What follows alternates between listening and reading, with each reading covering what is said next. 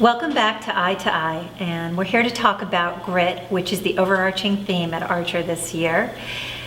It turns out that grit is really the new high IQ, and we know from the research that a moderate amount of adversity is really good for kids. Why is that? Well, researchers like Angela Duckworth and Paul Tough reveal that resilience and the ability to go back again and again when you're not initially succeeding is perhaps the greatest indicator of high-level achievement, and not, in fact, IQ or one's grades even in high school. I really started thinking about grit this summer when I read Professor Duckworth's research and revisited the book How Children Succeed by Paul Tough. And the definition of grit to me is really a combination of qualities, namely persistence, self-control, curiosity, and self-confidence. And these are qualities that are absolutely at the core of any of our greatest leaders. You know, the ability to persist in the face of adversity, to have the courage of your convictions, to maintain dignity and poise in the face of even the most challenging circumstances. These are all qualities that we want our girls to graduate with.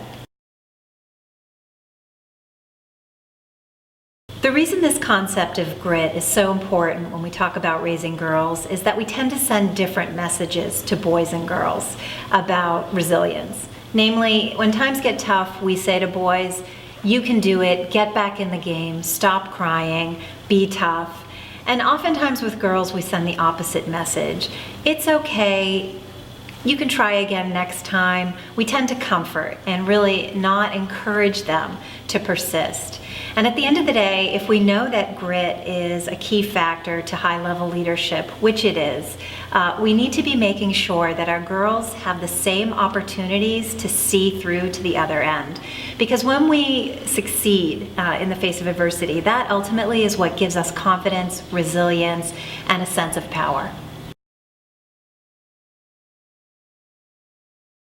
One of the ironies that Paul Tough explores in his book is that children who come from families of modest means actually develop grit much more readily than students who come from very privileged backgrounds. And we therefore think it's important that all girls have an opportunity to frankly be faced with challenge that they can then overcome and feel empowered by. So for example, our commitment to our partnership with Knowles, where all of our students do 3 week-long backpacking trips over the course of their time here, that is an incredibly important program for building grit and resilience in our girls. But likewise, we've taken this theme of grit across the curriculum, and you'll see our math teachers talking very explicitly about grit and persistence in the face of challenge in a math class, because it's so content-based and so skill-based, and it requires